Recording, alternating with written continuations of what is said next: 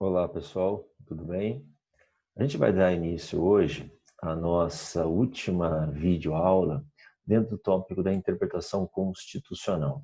O nosso tema aqui de hoje, dessa pequena aula, é sobre um tópico muitas vezes pouco estudado na interpretação constitucional, chamado de mutação constitucional, né? Então, reservamos o último tema para falar de mutação, e o tema da mutação ele é importante porque ele vai trabalhar com duas ideias, assim, aliás, com um conflito entre duas grandes ideias dentro do direito constitucional, que é a ideia, primeira, de estabilidade da Constituição, rigidez da Constituição, já vistas que as constituições, as leis de uma forma geral, mas as constituições, elas são feitas e promulgadas com o objetivo de serem documentos permanentes e se protraírem no tempo, né? Não se imagina a elaboração pelo Poder Constituinte originário de uma Constituição com data marcada para terminar, né? As constituições elas são documentos dotados, ao menos inicialmente, uma ideia de permanência, né?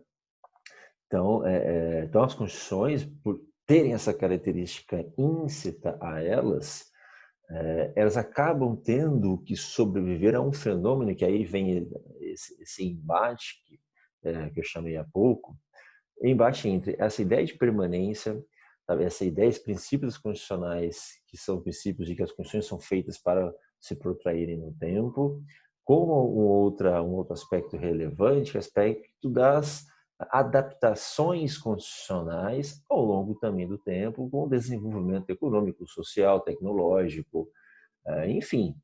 Então, veja, se de um lado as constituições, acho que o exemplo da Constituição norte-americana seja o maior exemplo, são documentos feitos para serem perenes, para permanecerem no tempo, não tem data marcada para terminar, são fruto, expressão do poder soberano, poder constituinte de um povo.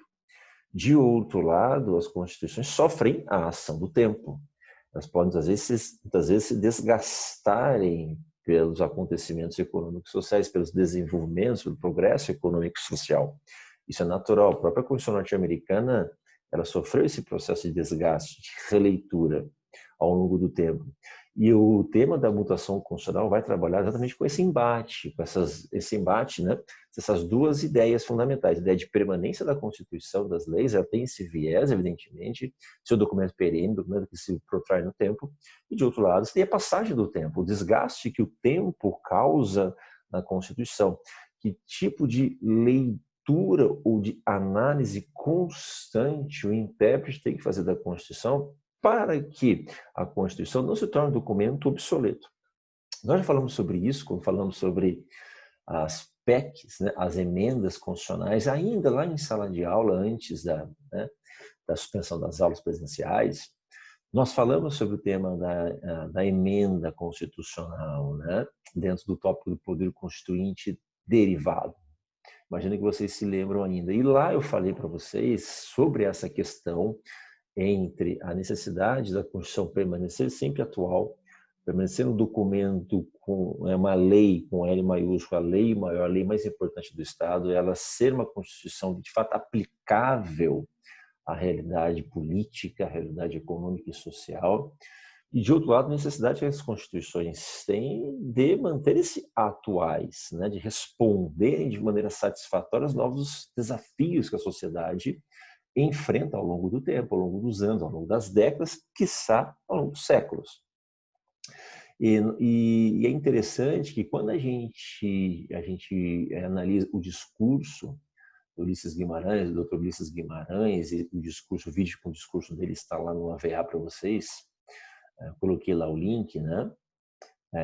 Quando a gente analisa o discurso, esse tema de que a Constituição não é um documento que deve ser relido, atualizado, é um documento que deve responder aos novos anseios, novos desafios sociais. Essa questão está colocada no discurso do Ulisses Guimarães. E colocada de que maneira? Para quem assistiu ao discurso, se não assistiu, eu peço para que assistam, 10 minutos apenas do vídeo. Tem um certo momento no discurso que ele fala o seguinte: a Constituição sabe que ela não é perfeita, tanto que ela prevê mecanismos de reforma dela, que são as emendas constitucionais. Então, veja, quando a Constituição ela prevê a possibilidade dela ser modificada por meio das emendas constitucionais que nós já estudamos, é um poder constituinte instituído ou derivado, previsto pelo próprio poder constitucional originário, né? Não sei se lembram disso. O que a Constituição está fazendo? Ela está reconhecendo que ela vai necessitar, ao longo do tempo, ao longo das décadas, passar por mudança do seu texto para a forma de atualizar esses novos desafios e demandas sociais. Isso é normal. A própria Constituição prevê, artigo 60. Tá? A grande questão que se coloca é como que aonde que o tema da mutação constitucional se encaixa nessa discussão? Veja, a mutação constitucional ela é uma outra forma de mudança da Constituição, entretanto, sem modificação do texto da Constituição. Então, as emendas constitucionais, aquele processo todo que nós já estudamos, ele é um mecanismo clássico, né, de modificação da Constituição de maneira formal, respeitando requisitos, parâmetros estabelecidos pela Constituição. E o objetivo da emenda constitucional é fazer uma modificação da Constituição no texto, ou nos textos da Constituição. Esse é o grande objetivo da emenda. A mutação constitucional ela é uma segunda forma de modificar a Constituição, também, a exemplo das emendas, adaptar, com o objetivo de adaptar a Constituição a novas demandas sociais. Entretanto, a mutação constitucional não se faz de maneira formal, não há um procedimento disciplinado prevendo como que vai acontecer a mutação da Constituição, como é que o sentido, o alcance da Constituição vai modificar. Isso não está previsto como está para as emendas. A mutação constitucional é um fenômeno de modificação da Constituição de maneira informal, ele ocorre informalmente. Repito, não é um procedimento prévio estabelecendo como que a mutação vai acontecer. Mas o fato é que tanto as emendas constitucionais como a mutação constitucional podem ser equiparadas como dois fenômenos, tá? Em que o objetivo é o mesmo, adaptar a Constituição às novas demandas sociais, a novos anseios sociais, jurídicos, políticos. Essa ideia é atualizar a Constituição, fazê-la sempre aderente, sempre próxima dos anseios sociais e capacitando os poderes políticos e a comunidade como um todo de instrumentos para enfrentar novos desafios, tá? Que o passar do tempo ele vai impor. Então, só para a gente fechar, as emendas constitucionais, elas são um processo de mudança formal da Constituição, tá? Com regramento previsto na própria Constituição, artigo 60 já estudamos. E a mutação constitucional, que é o nosso tema hoje aqui, é um outro processo de modificação da Constituição, de atualização da Constituição, que se faz não através da modificação do texto da Constituição, mas sim através da modificação do sentido da Constituição, da interpretação a ser dada a um ou vários dispositivos da Constituição. E quando que surge a mutação constitucional? Quando uma Constituição ela é modificada de maneira informal. De maneira formal, nós já estudamos.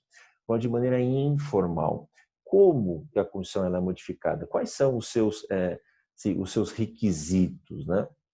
Primeiro, uma Constituição ela sofre o processo de mutação, né? Alguns seus artigos, princípios, o seu texto, ele é relido, reinterpretado quando novos valores sociais são incorporados a uma comunidade. Uma nova forma que uma comunidade, que um povo tem de compreender e entender certos institutos, certas questões sociais que naturalmente vão fazer com que haja uma nova também leitura, uma nova interpretação da Constituição no que diz respeito àquele tema. Tá? Então, a mutação ela vai acontecer quando novos valores sociais são incorporados a uma comunidade e quando situações fáticas também, os dados empíricos, situações de fato ocorridas na prática, não diz respeito necessariamente a valores sociais, diz respeito a acontecimentos práticos, também modificam de maneira substancial que exige da Constituição uma nova leitura de algumas questões. Tá? Por exemplo, que exemplo que eu posso dar dessas duas situações, né? Que exemplo que eu posso dar a respeito da melhor forma de se interpretar valores sociais e a melhor forma de se interpretar dados fáticos, dados empíricos. No que diz respeito a valores sociais, pensa na questão, é um exemplo que até já mencionamos até anteriormente, mas é uma questão dada a importância dela, esse exemplo ele acaba entrando em vários temas diferentes do direito constitucional, mas pensa na questão do julgamento da constitucionalidade das uniões estáveis homoafetivas. O artigo 226, parágrafo 3º da Constituição, fala que a união estável é a união duradoura entre homem e mulher. Essa discussão, aliás, foi tida entre 87 e 88, ao longo da Assembleia Constituinte. Os nossos constituintes entenderam, quiseram, de propósito, né, colocar a expressão homem e mulher. Inicialmente iriam deixar aberta essa locução, dizer que a união estável seria a união duradoura entre pessoas. A ideia, colocar entre pessoas, essa cláusula foi retirada, foi negada, entendeu-se de forma proposital em colocar na Constituição, no parágrafo 3º do artigo 226, as expressões homem e mulher, com o objetivo explícito de negar constitucionalidade, validade, proteção às uniões homoafetivas. Isso ocorreu há mais de 30 anos. Inegavelmente, podemos concordar ou não, a questão não é essa, mas inegavelmente, a forma que a sociedade começou a compreender nesses 30 anos para cá, as relações estabelecem entre pessoas do mesmo sexo, mudou substancialmente. Isso é fato. E os valores sociais que diz respeito às uniões homoafetivas, a questão e até ao pleito da comunidade LGBTQI+, né, na época LGBT, importar uma nova forma da sociedade compreender essas relações, os preconceitos, os medos que tínhamos há 30 anos atrás.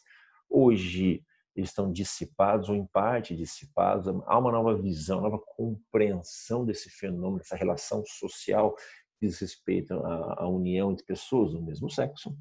E, sem dúvida alguma, a forma como a sociedade valora essa questão mudou substancialmente. E isso necessariamente vai importar numa modificação da forma como os intérpretes, em especial o Supremo Tribunal Federal, os juízes, vão fazer desse artigo 226, parágrafo 3º. Valores outros maiores da nossa Constituição acabaram sendo levantados contra uma visão restritiva, uma visão limitadora do alcance do parágrafo 3º.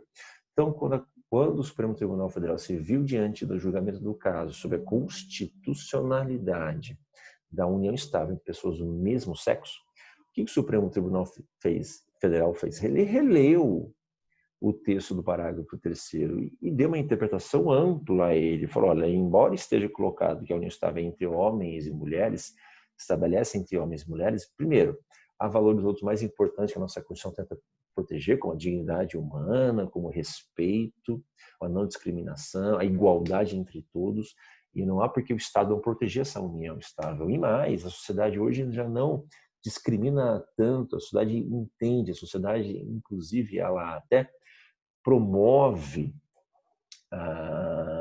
esse tipo de prática hoje, que há 30 anos atrás, quando a Constituição foi elaborada, isso era inimaginável. Então, veja, o Supremo Tribunal Federal entendeu o constitucional, diz que o Estado tem que proteger a união estável de pessoas do mesmo sexo, assim como ele faz pessoas de sexos opostos. Tá? Então, veja, é uma nova valoração da sociedade que diz respeito a um tema específico, ela vai resultar numa resposta por parte do Poder Judiciário diferente, uma releitura da Constituição diferente do que ela tinha até então. E um outro exemplo que eu dei sobre as circunstâncias fáticas que modificam-se e vão resultar também numa nova interpretação da Constituição diz respeito a, por exemplo, não só, né, mas, por exemplo, o desenvolvimento tecnológico. Na Constituição existe um dispositivo que fala que os livros, tá, eles detêm imunidade tributária. Então, a produção de livros o processo produtivo de livros, né, até para a questão de difusão do conhecimento, liberdade de expressão, etc., eles estão isentos ou imunes, melhor dizendo, de incidência de tributos. Tá? Em 1930, a discussão sobre, há 30 anos atrás, né? 1987, 88, a discussão que diz respeito sobre a imunidade de livros falava, evidentemente, a ideia dos nossos constituintes era a respeito do livro físico, o livro em papel. A questão que se colocou no Supremo Tribunal Federal também, nos outros tribunais, perante a Receita Federal, antes até, mas chegou no Supremo Tribunal Federal, era. E os livros eletrônicos, eles gozam também dessa imunidade, como os livros físicos gozam, né? Veja, repito, e na Assembleia Nacional Constituinte, as discussões que ocorreram lá, que resultaram na previsão dessa imunidade de tributos no processo produtivo da confecção de livros, nunca se pensou a respeito do livro digital. Só a revolução social, tecnológica, econômica que vai trazer uma nova situação nunca pensada antes. E a questão que se coloca é os fatos. A tecnologia mudou nossa relação. Surgiu um novo tipo de livro, é o livro eletrônico, o suporte das ideias, não estão mais no papel apenas, são também no mídia digital. E agora? Eu interpreto a ideia de livro para livro eletrônico, então o livro eletrônico também tem imunidade tributária, o Supremo Tribunal Federal interpretando o conceito de livro trazido pela Constituição, ele compreendeu que sim, que os livros eletrônicos eles devem gozar da mesma imunidade que os livros de papel, né? Então você veja, o desenvolvimento social, a mudança das questões fáticas, práticas, empíricas, vão resultar num processo de reinterpretação da Constituição. E o texto da Constituição, pessoal, seja nesse exemplo do livro eletrônico, seja no exemplo das uniões homoafetivas, o texto da Constituição não mudou. Os textos, artigo 150, no caso do livro, 226, no caso da união homoafetiva. O texto é o mesmo. Você vai abrir a Constituição, vai ver lá onde é que está a imunidade para livros. Não está escrito livro eletrônico, está livro. Você vai olhar o parágrafo 3º do artigo 226, fala sobre a união estável. Não tem ali previsão de união estável entre pessoas do mesmo sexo. No sexo oposto, aliás, está a expressão. Estável entre homem e mulher. Mas há uma reinterpretação, seja por mudança dos valores sociais, né? Seja por questão de desenvolvimento econômico, tecnológico, que muda questões práticas, questões empíricas, questões fáticas. Por exemplo, um exemplo que eu dei agora dos livros eletrônicos. Então, a mutação constitucional, ela é esse fenômeno que resulta na modificação do sentido, da compreensão da Constituição, tá? Da melhor forma de se interpretar a Constituição, veja, sem modificação do texto formal da Constituição. Isso ocorre, a modificação do texto, com os processos de emenda à Constituição. Só um parêntese, por que eu estou tratando desse tema só agora, da mutação constitucional, e eu não tratei da mutação quando nós falamos da emenda? Porque a mutação constitucional era um tema muito mais próximo, embora ela importe modificação do sentido da Constituição, assim como a emenda faz também com o texto, o sentido e o texto. Ela é um tema muito mais próximo, evidentemente, só do tema da interpretação constitucional. Tá? Então, por isso que eu resolvi tratar esse tema só agora, aqui, interpretação, e não junto com o tópico da emenda, porque se eu tratasse, na minha visão ao menos, se eu tratasse desse tema da mutação lá atrás, talvez eu não ficasse tão inteligível e compreensível quando tratado aqui como a última aula do tópico de interpretação. Tá? Então vamos lá. Então a mutação constitucional representa essa mudança do texto, do sentido, né? Não do texto, mas do sentido da Constituição por conta de mudanças dos valores sociais, por conta de mudanças em questões empíricas, dados fáticos, nossa convivência social. E a questão que se coloca é como que essa mutação se manifesta? Onde que eu enxergo? Onde que eu vejo acontecendo essa mutação, essa mudança informal da Constituição? Aqui, basicamente, de 4 maneiras a gente vê as formas de manifestação da mutação constitucional. A principal, que é a primeira que a gente vai trabalhar agora, é dentro do tema, e daí por que eu estou trabalhando esse tema aqui. A primeira forma de modificação da Constituição, através do processo informal da mutação constitucional, através da interpretação constitucional. Então, a interpretação constitucional feita basicamente pelo Supremo Tribunal Federal, não só, mas basicamente pelo Supremo Tribunal Federal, é um grande dado, né? É o local onde eu consigo ver o fenômeno da mutação ocorrendo. Tá? Então, veja, sem dúvida o Poder Judiciário, né? Ele é ele é o grande intérprete da Constituição, como a gente já falou, não apenas, né? não apenas o poder judiciário, a própria sociedade, ela acaba de maneira, como a gente falou na aula passada, de maneira direta ou indireta, lidando com as questões da interpretação também. Mas o fato é que o poder judiciário tem a grande prerrogativa de, diante de um caso prático, complexo colocado a sua apreciação, e especialmente vamos dar foco aqui no poder do Supremo Tribunal Federal, ele acaba sendo o principal ator responsável aqui por primeiro interpretar se houve de fato essa mudança nos valores sociais ou num dado empírico, nas questões empíricas, fáticas, e a ponto de traduzir de maneira diferente o sentido a dar a um dispositivo ou um conjunto de dispositivos da Constituição. Então, veja, um exemplo há pouco da união homoafetiva. Coube ao Supremo Tribunal Federal captar essa mudança, essa nova valoração social diz respeito às relações homoafetivas. Né? E captando essa mudança valorativa, transformar em decisão judicial a ponto de atualizar a Constituição para novas realidades sociais. A questão do livro eletrônico foi a mesma coisa. Então, assim, acaba sendo o Supremo Tribunal Federal responsável, os juízes responsáveis por ser os primeiros atores a captar, né, de maneira mais incisiva e essas novas modificações sociais. Tá? Não apenas, né, pessoal, não apenas a interpretação constitucional feita por juízes e tribunais, especialmente o Supremo Tribunal Federal, que é o grande responsável, né, por traduzir essas novas visões de mundo, essas novas visões jurídicas que diz respeito à Constituição Federal, mas também os legisladores, o poder legislativo também é um importante ator dentro desse processo de reinterpretação da Constituição. Sabe que o Poder Legislativo, na sua tarefa ordinária de elaboração de leis, né, que complementam o sentido da Constituição, que integram lacunas da Constituição, enfim, o Poder Legislativo, na sua tarefa ordinária de elaboração de leis infraconstitucionais para aplicarem os princípios, os objetivos, as políticas públicas previstas na Constituição.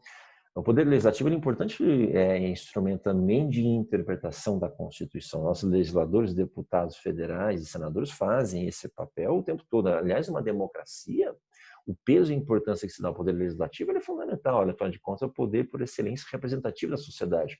O Executivo também, na figura do presidente, mas o Legislativo ainda com mais força. E também pela própria forma como está desenhado o Poder Legislativo, né, o desenho institucional dele, o Poder Legislativo talvez seja o ambiente mais propício a detectar essas questões, essa mudança, essa questão sensível de mudança de valor social, mudança de comportamento da sociedade, até por conta do Poder Legislativo que estabelece amplos debates sociais por meio dos representantes. O Poder Legislativo se vê aberto à influência da sociedade, meio de audiências públicas, por meio de lobbies organizados de representantes da sociedade, com pressão direta de eleitores, né, perante os deputados, senadores. Então, o Poder Legislativo ele tem ali uma capacidade de reverberar essas demandas da opinião pública. Então, sem dúvida alguma, o Poder Legislativo ele é um importante ator na proposição de mudanças do sentido da Constituição, nesse processo de mutação constitucional. Né? Um grande exemplo que a gente pode dar, por influência do Poder Legislativo, embora tenha tido, nesse caso, uma participação do Poder Judiciário, mas o Poder Legislativo acabou sendo o ator principal, foram as inúmeras leis estaduais que inicialmente começaram a surgir nos estados e depois no governo federal, no Congresso Nacional, as leis prevendo cotas raciais e econômicas para ingresso na universidade pública.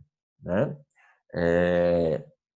O Judiciário teve um papel relevante, mas acabou sendo secundário, porque o Supremo Tribunal Federal só reconhece a constitucionalidade das cotas raciais depois de uma série de estados já terem previstos essa importante política pública afirmativa. Né? A própria lei do ProUni previu também uma forma de ingresso na universidade por meio dando privilégio a pessoas negras, afrodescendentes, a questão envolvendo também pessoas pobres, né?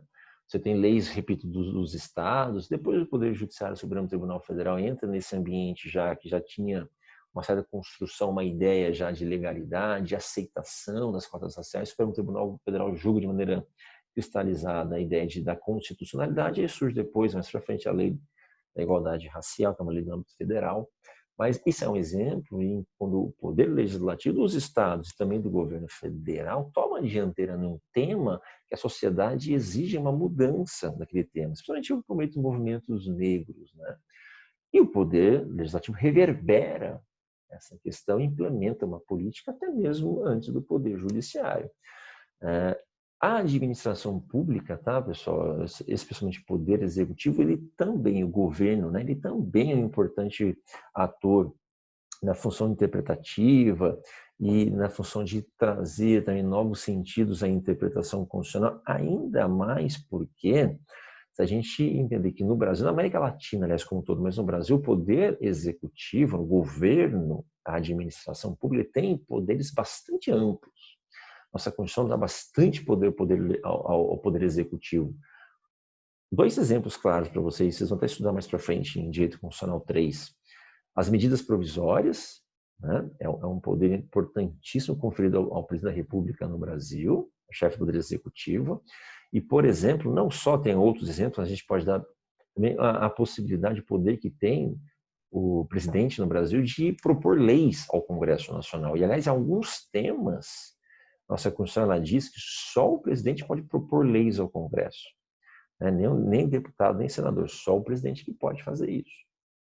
Então, o nosso presidente, dentro da questão orçamentária, o nosso presidente tem bastante poder. Tá? Então, ele acaba sendo também, dentro da atuação ordinária, comum, que compete ao Poder Executivo, ele também acaba sendo importante agente transformador do sentido da Constituição. Tá? Um exemplo também, pessoal, se olhar o artigo 68 do nosso ADCT, do Ato das Disposições Constitucionais Transitórias, lá ele vai prever a proteção de terras indígenas em favor da comunidade quilombola, né? Vai dizer assim o artigo 68, aos remanescentes das comunidades dos quilombos que estejam ocupando suas terras, é reconhecida a propriedade definitiva, devendo o Estado emitir-lhes os respectivos títulos de propriedade. Esse é o texto inicial da nossa Constituição de 88. O artigo 68 prevê a propriedade da terra de remanescentes quilombolas. Durante muito tempo, qual foi a interpretação que se deu em relação à comunidade quilombola? Os quilombolas, quem tinha direito à propriedade da sua terra, eram aqueles que eram descendentes diretos dos escravos fugidios, né? Ou fugitivos, enfim, que fugiam, que estabeleciam comunidades quilombolas para autoproteção. Então, aquele que reivindicava hoje, né, principalmente depois que a Constituição foi promulgada, quem reivindicava a propriedade, tendo em vista o grupo que reivindicava a propriedade de certa região, tendo em vista serem comunidade quilombola, tinha que fazer a prova de que eles eram descendentes diretos daquela comunidade que fizeram parte de todo um conjunto de práticas na época contra a opressão, né? A opressão estatal, a opressão dos senhores proprietários de escravos. O fato é que assim, os anos foram passando, novos estudos antropológicos, sociais e científicos foram sendo feitos, e que em 2003 o governo federal da época editou um decreto, o Decreto Federal 4.887, em que ele deu uma nova interpretação a esse artigo 68 do ADCT, uma nova interpretação ao que se entende por quilombo. E esse decreto, ele prevê todo um mecanismo de reconhecimento das comunidades quilombolas, e ele interpretou de maneira diferente o conceito de quilombo. Em que sentido? O decreto ele estabeleceu que não necessariamente haveria necessidade, portanto, de se comprovar um vínculo direto entre os primeiros quilombos para haver um reconhecimento da propriedade da terra, aquele grupo reivindicador. Mas sim que a ideia de quilombo vai poder ser interpretada de maneira um pouco mais ampla. A ideia de que basta com que uma certa comunidade tenha sido uma comunidade que no passado tenha lutado contra a opressão em favor da população afrodescendente, dos negros, descendentes de negros escravizados, que o conceito de quilombo, que a administração pública, o poder executivo ia compreender aquele novo conceito de quilombo de maneira um pouco mais ampla, para fins de reconhecimento da proteção da propriedade daquele grupo. Então, não haveria necessidade de comprovar um vínculo direto, né, um vínculo assim, inequívoco, manifesto dos primeiros remanescentes quilombolas lá atrás. Não haveria. Basta com que certas características antropológicas, evidentemente, fossem reconhecidas, né, para aquela comunidade, e que haveria principalmente a proeminência da população, da convivência com a população negra ali, e ali pessoas que, de uma certa maneira ou outra, lutaram contra a opressão da escravidão na época e que hoje mantém uma identidade cultural, uma identidade linguística, uma identidade de costumes bastante específica, né? Então, o conceito de quilombo ele foi modificado com esse decreto federal. Então, é um exemplo como é que o poder executivo ele trabalha para também ele modificar o sentido, a interpretação, o conceito que estabelece sobre alguns textos, algumas ideias básicas da nossa Constituição. E nós temos, por final, pessoal, o último exemplo aqui de mutação constitucional pode ser feito através de costumes, que no nosso caso ele é bastante restrita a possibilidade, mas alguns autores, o Luiz Roberto Barroso, ele entende que existem costumes constitucionais que modificam o sentido, né? Dão uma nova interpretação à Constituição, né? Que exemplo a gente pode dar sobre sobre algum costume constitucional que, de uma certa maneira, trouxe uma nova interpretação da Constituição? O voto de liderança no Congresso Nacional, né? Então, é costume no Congresso Nacional, embora isso não esteja previsto na Constituição, que alguns temas que forem ser votados no Congresso, eles passem primeiro por um acerto, um acordo entre as principais lideranças dos partidos políticos no Congresso. Quando as lideranças dos partidos políticos no Congresso optam de maneira unânime a votar num determinado tema, aquele projeto de lei não precisa passar pelo plenário do Congresso Nacional. Embora isso não esteja previsto em lei, isso é um costume já de décadas no Congresso Nacional Brasileiro, na República Brasileira, que o Supremo Tribunal Federal simplesmente chancela, ele não censura esse tipo de prática. Tá? Então, é um costume que veio, não é um costume que viola nenhum grande princípio constitucional. O Supremo Tribunal Federal tem respeito às práticas costumeiras do Congresso Nacional, não chancela esse costume e confere validade a ele. Leis aprovadas dessa maneira não são tidas por inconstitucionais só por causa disso. Também uma outra possibilidade de costumes é assim, a possibilidade do vice-presidente assumir o cargo do presidente da República em caso de afastamento do presidente. Também não é uma hipótese prevista na Constituição, mas o Supremo Tribunal Federal, alguns juristas, melhor dizendo, Supremo não, mas alguns juristas entendem que isso é um caso que já aconteceu na história brasileira várias vezes, em que, embora não haja nenhuma previsão expressa da Constituição, um caso que seria aceitável. Então, seria assim, duas práticas aqui modificando a interpretação, o sentido da cidade da Constituição, sem modificar o texto da Constituição. Aliás, característica típica do tema, né, do fenômeno da mutação constitucional. Então, eu tive 4 aqui formas de compreender a mutação constitucional. 4 formas da mutação constitucional se manifestar. A principal delas é a interpretação constitucional feita pelos tribunais, juízes, em especial o Supremo Tribunal Federal. A gente viu a atuação do Poder Legislativo, do Poder Executivo, então nós temos os 3 poderes atuando nesse tema, e os costumes ou convenções constitucionais, né? Na Inglaterra a diferença entre costume e convenção, em que poder, de uma certa maneira, também trabalhar com sentidos e ideias da Constituição, nunca esquecendo que a gente fala sobre costumes, falamos sobre isso no início do semestre, em sala de aula, falando sobre fontes do direito constitucional, e os costumes nunca podem ser costumes que violem a literalidade da Constituição, né?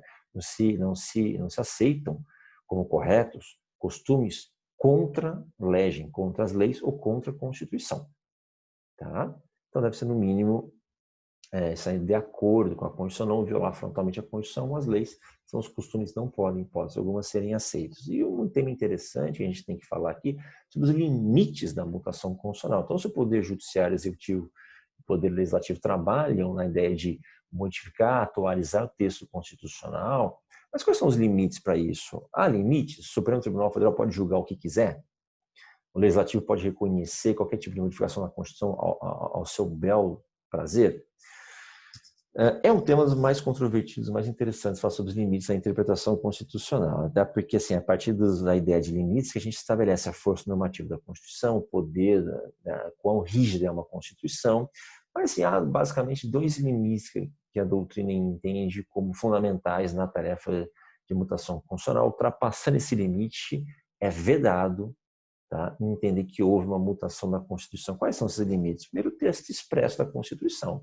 Então, assim, o teor gramatical de um dispositivo, né, o teor linguístico do dispositivo, ele é o primeiro limite que se coloca ao intérprete, seja o STF, seja o Poder Legislativo, seja o Poder Executivo, o Presidente da República. Né?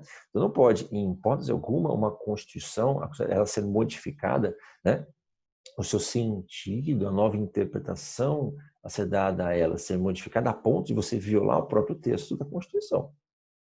Isso é inadmissível. A gente tem um exemplo que o Supremo Tribunal Federal reconheceu teria havido uma mutação no sentido do artigo 52, inciso 10 da Constituição, em que diz que toda lei declarada inconstitucional pelo Supremo Tribunal Federal no controle difuso de inconstitucionalidade, a lei tem que ser suspensa pelo Senado Federal.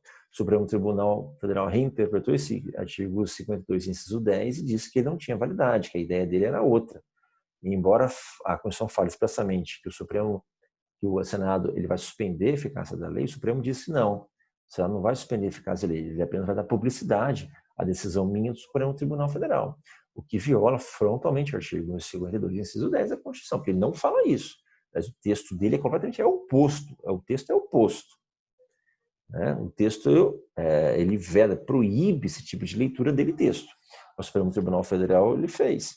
E o sistema constitucional como um todo, assim como o texto da Constituição é o primeiro limite da tarefa de mutação constitucional, o fenômeno da mutação constitucional, o sistema constitucional como um todo também é um outro limite da mutação constitucional.